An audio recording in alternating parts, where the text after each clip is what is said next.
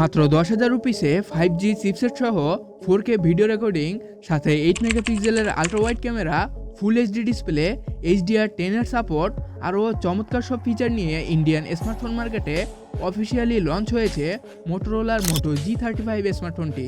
যেখানে অন্যান্য স্মার্টফোনগুলো 10,000-এ ভালো ডিসপ্লে দিলে অন্যদিকে ভালো একটা চিপসেট দিতে ভুলে যায়, সেখানে মোটরোলার এই স্মার্টফোনটি একদম মার্কেট কাঁপায় দিছে ভাই।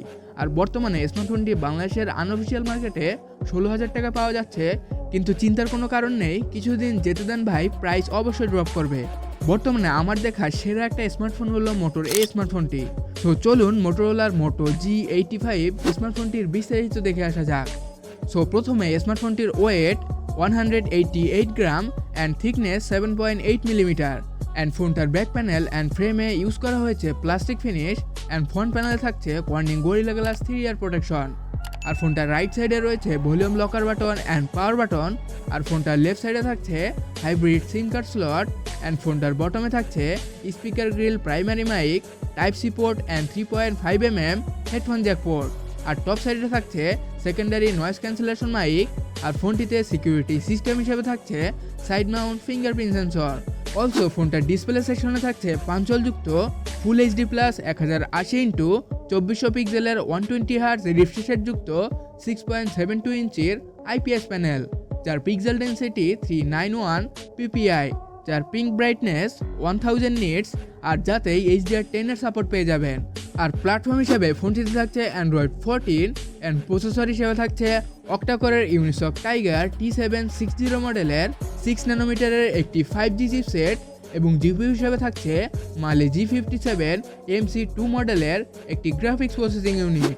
আর অলসো ফোনটিতে র্যাম থাকছে 4GB, যার টাইপ LPDDR4X, অ্যান্ড রম থাকছে 128GB, যার টাইপ UFS 2.2। ভাবা যায় মাত্র 10,000 টাকার স্মার্টফোনে UFS স্টোরেজ টাইপ দেওয়া হয়েছে, যাতে স্মার্টফোনটিতে রিড রাইট স্পিড আরও বেটার পেয়ে যাবেন। আর ফোনটিতে কানেক্টিভিটি সেকশনে নেটওয়ার্ক টাইপ হিসেবে থাকছে 4G অ্যান্ড 5G সাপোর্ট, আর সিম টাইপ হিসেবে থাকছে hybrid SIM card slot, Dolby অ্যাটমসফিয়ারের speaker system, wifi 2.4 GHz and 5 GHz এর support, NFC supported, Bluetooth 5.0, USB Type-C 2.0, OTG supported, and at last IP54 water resistant. Okay, এই ফোনটির পিছনে থাকছে dual camera set up, যার main camera হচ্ছে 50 megapixel, যার aperture f1.8, আর একটি 8 মেগাপিক্সেলের আল্ট্রা ওয়াইড সেন্সর, যার অ্যাপারচার f2.2। আর এইসব ক্যামেরা দিয়ে বিভিন্ন মোডে ছবি তোলা ছাড়াও ভিডিও স্টেবিলাইজার বা EIS দিয়ে 4K 30fps and 1080p 60fps A video record করতে পারবেন এই স্মার্টফোনটি দিয়ে। আর প্রথমবারের মতো 10,000 টাকা বাজেটের কোনো স্মার্টফোনে 4K ভিডিও রেকর্ডিং দেখলাম। তবে আপনি এর আগে কোনো স্মার্টফোনে আন্ডার 10K বাজেটে কোনো 4K রেকর্ডিং দেখেছেন কিনা অবশ্যই কমেন্ট সেকশনে স্মার্টফোনটির মডেল বলে যাবেন।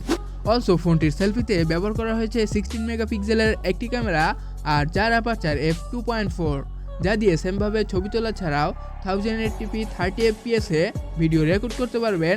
আর সবশেষে ফোনটিতে ব্যাটারি ব্যাকআপ হিসেবে থাকছে 5000 mAh এর একটি লং লাস্টিং ব্যাটারি উইথ 18 ওয়াটের Type-C চার্জার। সো ফোনটি আপনারা 3টি কালার ভেরিয়েন্টে পেয়ে যাবেন, একটি হচ্ছে leaf green, guava red and midnight black. And বর্তমানে ফোনটি ইন্ডিয়ান মার্কেটে 128GB ভেরিয়েন্টটি 9,999 রুপিসে সেল করা হচ্ছে, আর বাংলাদেশের আনঅফিসিয়াল মার্কেটে 128GB ভেরিয়েন্টটি 16,000 টাকায় পেয়ে যাবেন। তবে কিছুদিন ওয়েট করুন, স্মার্টফোনটির প্রাইস অবশ্যই ড্রপ করবে। সো এই ছিল মোটরোলার মোটো G35 5G স্মার্টফোনটির full spec. So under 10K smartphone হিসেবে বিবেচনা করলে এই স্মার্টফোনটি আমার দেখা প্রথম স্মার্টফোন যাকে 100তে 100 দেওয়া যায়। সো আপনার কাছে কেমন লেগেছে অবশ্যই কমেন্টস করে জানাবেন। সো দেখা হচ্ছে নতুন কোনো ভিডিওতে, সে পর্যন্ত ভালো থাকবেন, সুস্থ থাকবেন, টেক কেয়ার, টাটা।